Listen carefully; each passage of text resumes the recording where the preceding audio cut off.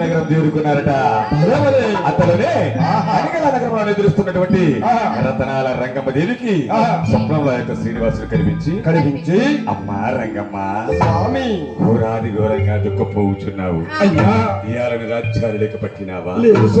పట్టరు వస్త్రాలు లేక ఏమన్నా బాధపడుతూ ఉన్నావు అన్నాడట.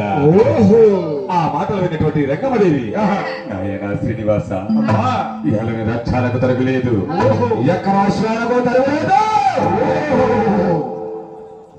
సిబ్బందితో తుల తొక్కుతున్న నాకు నీకు ప్రాణము లేక బాధపడుతున్నాడు ఆయన. ఆ మాటలు విన్నటువంటి శ్రీనివాసుడు చూడమ్మా రంగమ్మ స్వామి సంతానం